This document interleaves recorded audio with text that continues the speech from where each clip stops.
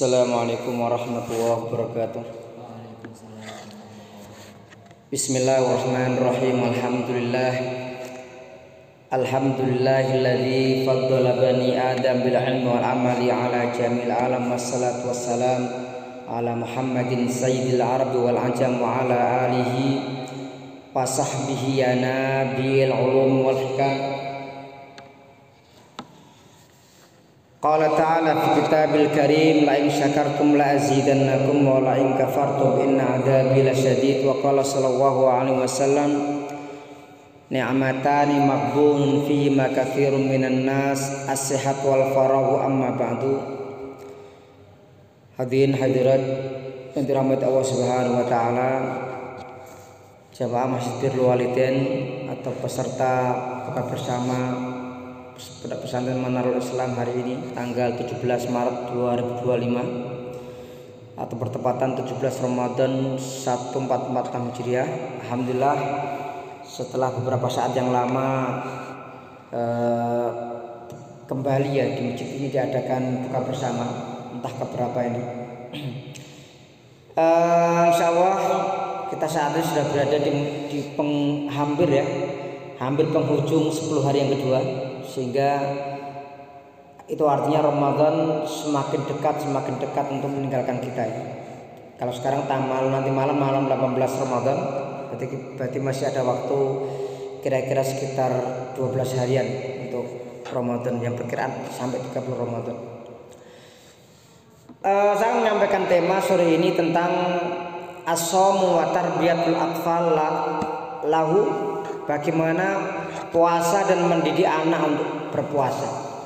Akan kami sampaikan 3 hal ya. Pertama adalah poin yang pertama, kalau kita membahas dalam pembahasan fikih, maka disebutkan ada 5 syarat sahnya puasa.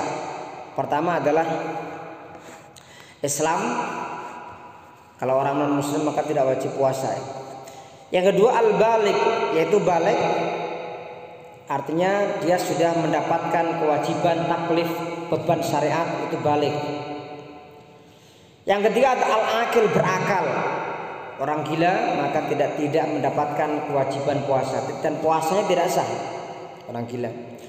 Yang keempat al-qudratu 'ala shaum, mampu untuk berpuasa. Dan yang kelima, yang khusus kaum wanita, an-naqafil minal haidi wan nifas, bersih dari haid dan nifas. Ini kalau yang 4 di atas tadi berlaku untuk semuanya, laki atau perempuan ya. Poin yang kedua terkait mengenai bagaimana hukumnya puasanya anak-anak. Kalau secara umum, kalau membaca hadisnya Abu Daud yang disahihkan Imam Al-Albani, Rasul bersabda, Rufi al-qalam an salasah, bahwa pena itu diangkat dari 3 golongan manusia. Yang pertama adalah anil majnun al-maghlub ala aqli hatta yafik, orang gila yang sudah sangat menguasai akalnya, artinya gilanya itu mendominasi ketimbang warasnya, lebih banyak gilanya ya, ketimbang warasnya. An hatta yafik, sampai dia sembuh. Orang yang gila maka tidak mendapatkan beban atau kewajiban syariat. Yang kedua, wanin naim hatta yastaikid, dari orang yang tidur sampai dia terbangun. Orang tidur dia belum mendapatkan beban. Makanya kalau orang ketiduran belum sholat, dia bangun, ya dia punya kewajiban mengkodok sholat kalau sholatnya sudah lewat ya, waktunya lewat setelah dia bangun.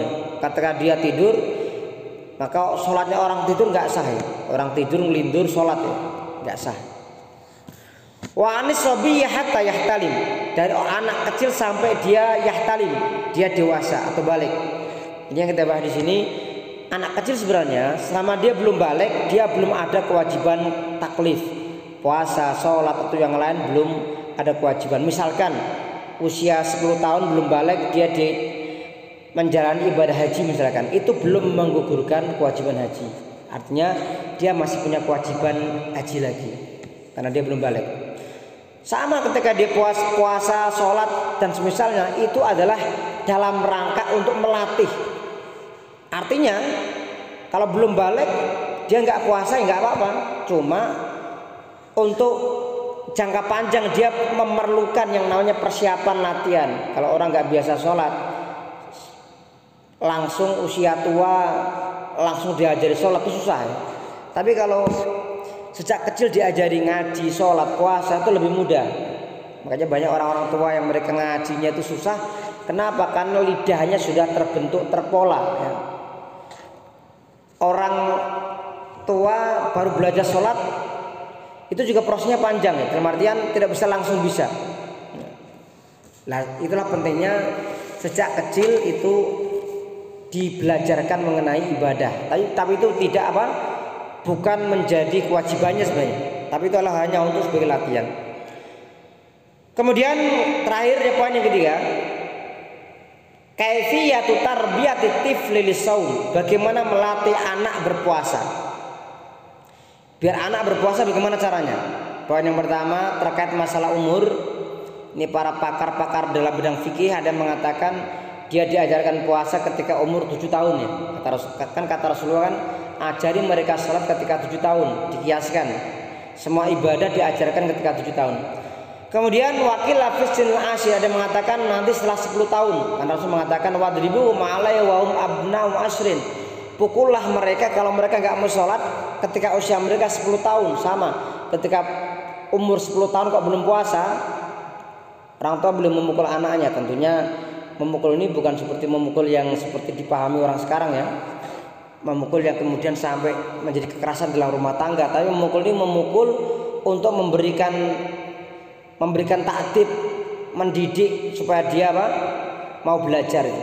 Yang kedua, ini bedanya orang Arab sama orang Indonesia. Orang Indonesia itu kalau mengajari anak puasa langsung subuh sampai zuhur, padahal itu panjang ya. Mestinya yang diajarkan itu malah justru puasa itu malah maghrib sampai mulai asar sampai maghrib, karena waktunya pendek. Jadi mulai pagi sampai asar itu belum puasa, nanti puasanya mulai dari waktu asar sampai maghrib. Cuma biasanya orang Indonesia sudah terlanjur memahami nak puasa berarti ya nak malu sahur kok langsung buka berarti batal. Ikut sahur sebelum subuh, kemudian habis subuh makan alasannya nanti puasanya habis asar, itu seperti merasa sudah batal deh. Kalau orang Arab berbeda, orang Arab itu mereka mengajar anak mereka puasa itu mulai asar sampai maghrib, itu yang pertama. Baru sempurna subuh sampai maghrib. Yang ketiga, untuk mendidik anak puasa adalah ta'rifu bi fawaidis shaum as-sihhiyah. Menjelaskan kepada anak itu tentang faedah, tentang manfaat puasa secara medis kesehatan. Kalau diberitahu kalau kamu puasa kamu sehat, kamu puasa kamu akan istilahnya diberikan tubuh yang sehat ya, maka dia akan tersemangati itu. Jadi yang paling gampang adalah menjelaskan anak bagaimana manfaat puasa. Puasa itu kalau dilakukan maka menjadikan orang menjadi sehat. Yang keempat, ikhbaru an sawabis syiyam. Jadi mengajak anak itu, memberikan kabar kepadanya tentang pahala-pahala puasa. Kalau dia sudah tahu pahala puasanya itu misalkan dikatakan orang puasa itu bau mulutnya lebih wangi dari misik. Kemudian dikatakan padanya orang yang puasa itu hanya masuk ke sebuah pintu khusus ar-rayyan, yang lain nggak bisa masuk, hanya dia sendiri. Orang puasa itu ibadah yang pahalanya itu dilipat-lipatkan. Puasa itu kalau iman wahtisaban diampuni dosa-dosa sebelumnya. Kalau puasa dan mendapatkan Lailatul Qadar maka amalnya setara 1000 bulan. Kalau seperti itu akan menyemangati anak berpuasa. Yang kelima, ajwa Ramadan mubhajah. Bagaimana menciptakan di rumah itu suasana Ramadan yang menyenangkan. Misalkan kalau orang ulang tahun saja ruangan semua dihias. Tapi orang Indonesia enggak, aneh. Orang Indonesia itu kalau ulang tahun itu dihias, rumahnya dibuat hias, lampu kelap-kelip, kemudian ada pita yang dipasang. Tapi kalau Ramadan biasa-biasa aja. Kalau orang Arab beda. Orang Arab itu kalau Ramadan memasang lampu yang kelap-kelip, kemudian ada lampu khusus yang lampu khas ya. Orang Timur Tengah itu, kemudian di sana ada suasana-suasana yang memang menggembirakan. Yang terakhir, utlub musa'adati tifrika fi tahdhir ma'kulat wal masrubat wal halwiyat. Biar anak itu semangat puasa, maka perintahlah dia untuk membantu menyiapkan, menyajikan makan, minuman maupun kue atau manisan. Tentu diajari kalau menyiapkan makanan jangan nyicipi dulu ya, jangan makan dulu. Kalau nyicipi kan dalam pembahasan fikih hukumnya memang makruh dia, tapi kalau nyicipi ini berlebihan maka bisa membatalkan puasa. Kalau orang nyicipi hanya sekedar dia seorang koki, mengetahui manis, asin dan semisalnya, itu tidak masalah. Tapi kalau bukan koki kok nyicipi, ini perlu dicurigai. Disuruh nyicipi, mestinya hanya sayurnya ditaruh di ujung lidah, kemudian setelah itu dilepeh, jangan ditelan. Tapi kalau nyicipi kok sampai kelupaan ya, kadang sering ada seorang ibu-ibu yang dia punya anak, dia puasa, anaknya itu disuapi pakai itu, dia kelupaan ikut makan. Sama, ada orang yang nyicipi makanan, niatnya cuma nyicipi manis, asin dan sedikit, tapi malah gak terasa ya. Habis mangkok 2 soto ya. Soto 2 mangkok kebalik. Habis soto 2 mangkok. Ini masalah. Itu bukan nyicipi makan. Oleh karena itu kalau kita bicara mengenai fikih memang kita harus hati-hati. Baik, demikian untuk materi sore ini, karena buka puasa sepertinya tinggal 5 menit ya, 5 menit. Kita tutup acara sore ini untuk kajian buka puasa dengan baca alhamdulillah dan doa kafaratul majelis. Alhamdulillahirabbil alamin, subhanaka wa bihamdika asyhadu an la ilaha illa anta astaghfiruka wa atubu ilaik. Baik, monggo segera untuk menuju kepada tempat masing-masing, tempat untuk berbuka puasa yang sudah disiapkan.